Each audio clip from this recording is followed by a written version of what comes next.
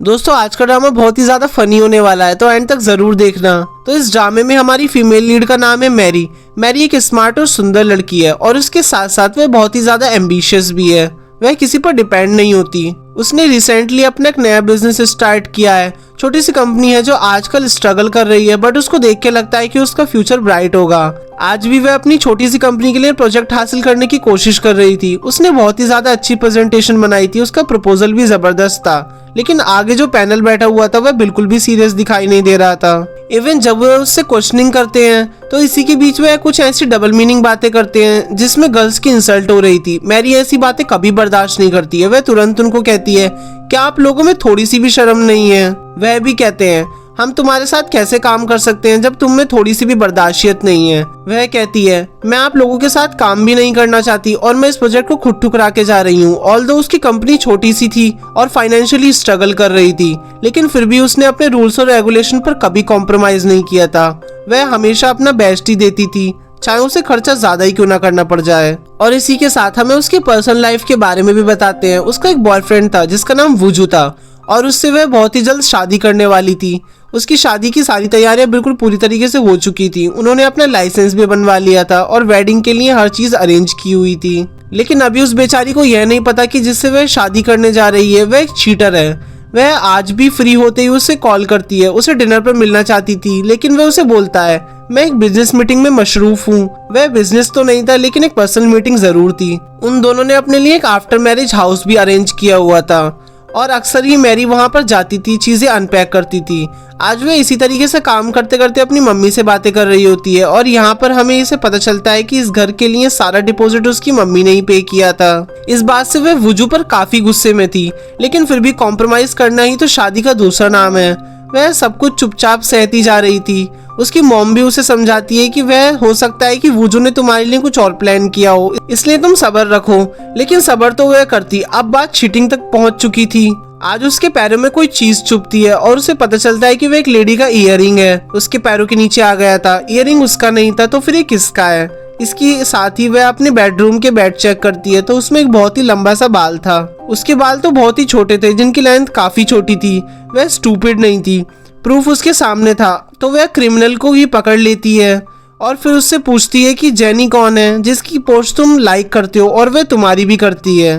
वह तो एक दफा घबरा जाता है, फिर कह देता है कि वह मेरी कलीग है, दैट्स ऑल। वो उसे उसका ईयरिंग देती है तो वह कहता है, हाँ मेरे कलीग पीछे वीकेंड को मेरे घर पर आए हुए थे, उन्होंने बहुत एक्साइटमेंट हो रही थी तुम्हारा घर देखने की। लेकिन इसी के साथ वह प्रूफ दिखा देती है कि बाकी कलीग सारे वीकेंड पर कहाँ गए हुए थे। उन्होंने अपनी सोशल मीडिया पर पोस्ट किया हुआ था, सिर्फ जेनी और तुम ही हमारे घर पर आए थे। अब वुजू के पास कोई और रास्ता नहीं बचा था, तो वह एडमिट कर ही लेता है। वह कहता है, मैं बहुत ही ज्यादा टेंशन में था, तो क्या हुआ, अगर मेरे से एक छोटी मोटी गलती हो गई तो मर्दों से तो हो ही जाती है गलतियां, तुम्हें कॉम्प्रोमाइज करना सीखना चाहिए। और अब मैं तुमसे माफी भी तो मांग रहा हूँ ना, अब तुम क्या ही करोगी ज्यादा से ज्यादा? अगर अभी तुमने मुझसे डिवोर्स ले लिया तो तुम दुनिया की सबसे वाहियात लड़की होगी जिसने शादी से पहले ही डिवोर्स ले लिया। उसकी बातें सुनकर मैरी को उस पर और भी ज्यादा गुस्सा आता है। वह ऊंचा चिल्लाने लगती है, इर्द गिर्द के लोग भी उन्हें देख रहे होते हैं। वह तो उससे झूठ भी बोल देता है। वह तो कहता है कि जेनी और मैं सिर्फ एक दफा गलती हुई थी, मैं तो उससे ब्रेकअप भी कर चुका हूँ और अब तुम ही मेरी फॉरएवर लाइफ पार्टनर बनने वाली हो। लेकिन वह झूठ बोल रहा था। इतने में उसे जेनी का एक फोटो आती है जो कि एक नाइटी में थी और वह दोबारा उससे अपने पास मिलने के लिए बुला रही थी। मैरी को अंदाजा हो जाता है, वह वहाँ यहाँ पर उससे रंगे हाथों पकड़ने ही वाली होती है कि तभी वह उससे अपना फोन छीन लेता है। मैरी उससे यह कहती है कि अब लिमिट क्रॉस हो चुकी है, इससे ज्यादा मुझे में बर्दाश्त नहीं है, हम डिवोर्स करने वाले हैं। और फिर मुड़ती है और एक दफा उस पर कोल्ड ड्रिंक फेंक कर जाती है, जैसे एक रस्म थी जो अधूरी रह गई हो। और फिर इसी के साथ हमारे मेन लीड की एंट्री होती है। हमारे हीरो को दिखाया जाता है जो कि इस टाइम पर अपनी स्टडीज कंप्लीट करके अब्रॉड से वापस आ रहा था। पहली नजर में देखने में वह काफी रूड लग रहा था क्योंकि उसने एक बूढ़ी लेडी को अपने बेटे के साथ बैठने के लिए सीट नहीं दी थी, अपनी सीट एक्सचेंज करने के लिए नहीं मान रहा था। लेकिन इनफैक्ट वह बहुत ही ज्यादा काइंड हार्टेड था। उसने इनडायरेक्टली उस बूढ़ी लेडी की मदद की थी क्योंकि उसका बेटा उसके साथ बैठकर जबरदस्ती उससे पेपर साइन करना चाहता था। जैसे ही वह वापस पहुंचेगी बूढ़ी माँ उससे अपने हाथों से निकलकर अपनी बेटी के पास चली जाएगी। यही एक लास्ट चांस था जिसमें अपना हीरो उस बूढ़ी की मदद करता है और वह बच गई थी। इसके साथ ही हमारे हीरो को अपनी दादी का भी कॉल आती है जो उससे कहती है आओ और अपना फैमिली बिजनेस संभाल लो, लेकिन वह कहता है कि अभी नहीं, 3 सालों में मुझे पहली दफा वेकेशन का मौका मिला है, 1 महीना मैं रेस्ट करूंगा, उसके बाद देखूंगा कि मुझे क्या करना है। और बस इसके बाद वह अपनी वेकेशन पर चला जाता है। वह बहुत ज्यादा मस्ती करता है, अपनी मनमर्जियां करता है जो जो उसे पसंद था, जैसे बुक रीडिंग, फिशिंग, कैंपिंग। वह अपने यह दिन बेफिक्री से खुलकर जीना चाहता था जो वह उसने कर लिया था। और बस इसी तरीके से एक पूरा महीना गुजर जाता है। वुजू और मैरी की कंसंट्रेशन पीरियड भी एंड हो चुका था। जज ने फैसला कर दिया था कि अब जल्दी ये लोग अपना डिवोर्स के फॉर्म पर साइन करके लाएंगे और उसके बाद ये लोग डिवोर्सी बन जाएंगे। मैरी तो काफी टूटी दिखाई दे रही थी। उसने अभी तक अपनी माँ को नहीं बताया था कि इस तरीके से उनका डिवोर्स होने लगी है। उसने झूठ बोला था कि हम अपनी वेडिंग को थोड़ा सा डिले कर रहे हैं काम में बिजी होने की वजह से। जबकि वुजू वह तो बहुत ही ज्यादा खुश दिखाई दे रहा था। और तो और उसने अभी अपने वेकेशन पर जाने का प्लान किया हुआ था, वो भी जेनी के साथ।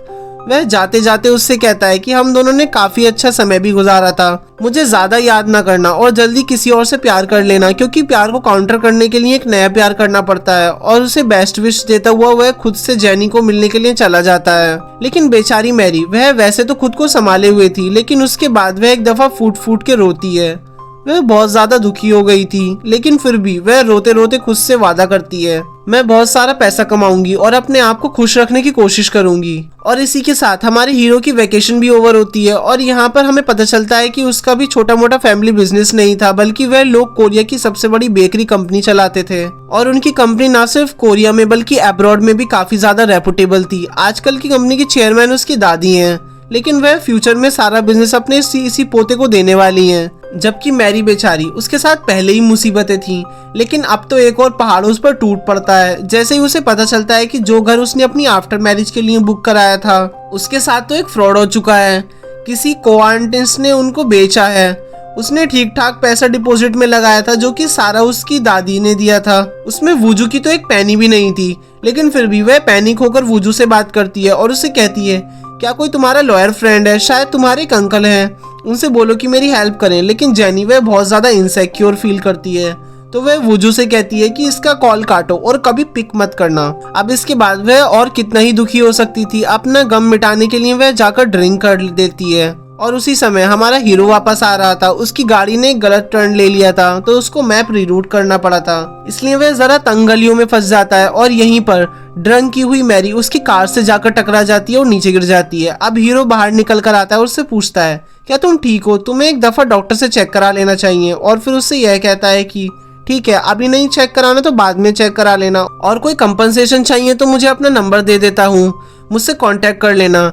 वह उसके फोन में अपना नंबर फीड कर देता है और फिर वह जैसे ही देखती है तो वहाँ पर तो वुजू का नाम लिखा हुआ था। एक्चुअली हमारे हीरो का नाम भी वुजू ही है। ड्रंक थी तो उसे उसके चेहरे में अपना एक्स दिखाई दे रहा था और कहती है तुमने मेरी माँ को लूटा है और मुझे लूटा है, वापस मेरा पैसा लौटाओ।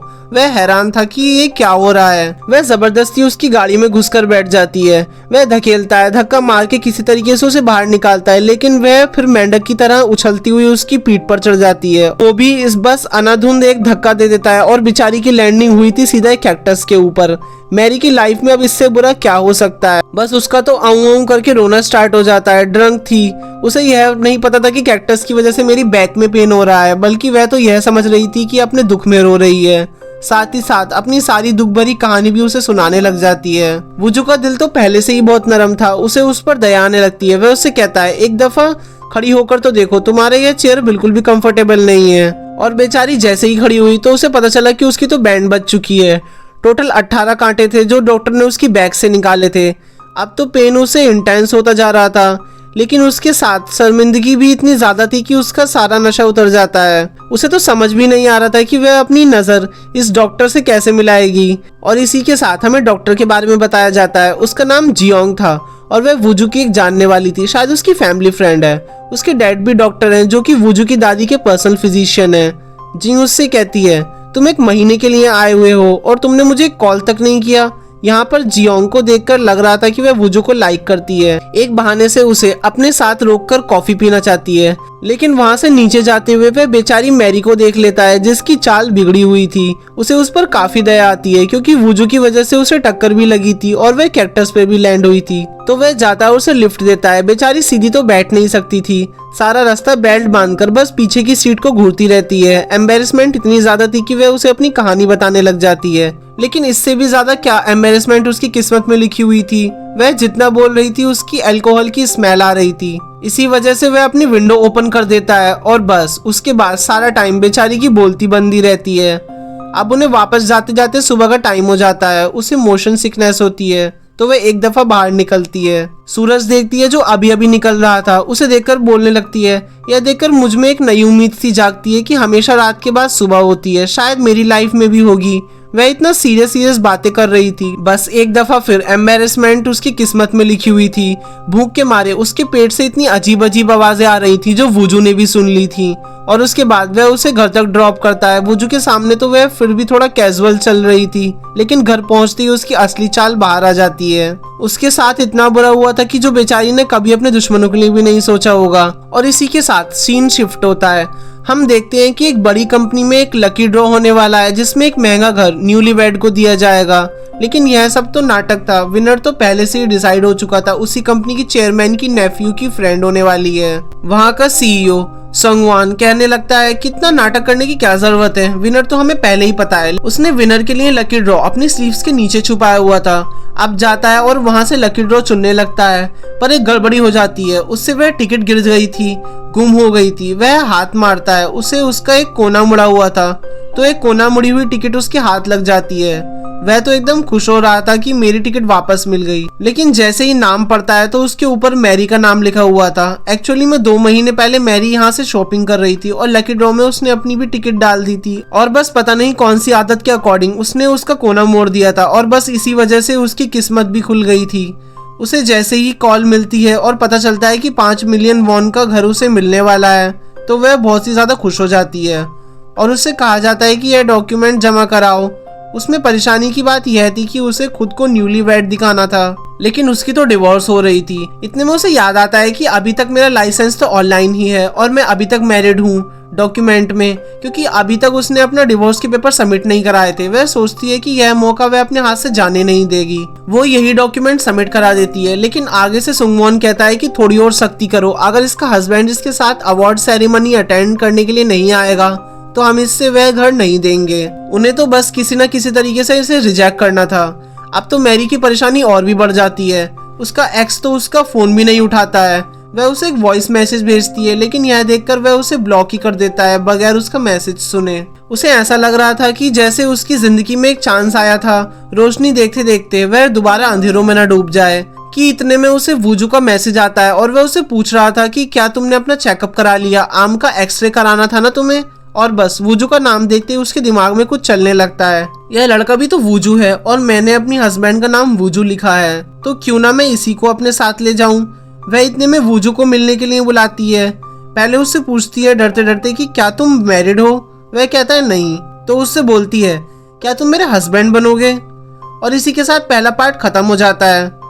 दोस्तों, आपको वीडियो पसंद आई हो तो लाइक जरूर करना और कमेंट सेक्शन में अपना फेवरेट पार्ट जरूर बताना, और चैनल को जल्दी से सब्सक्राइब कर लो ताकि नेक्स्ट पार्ट आप बिल्कुल मिस ना कर सकें, जो कि बहुत ही ज्यादा मजेदार होने वाला है।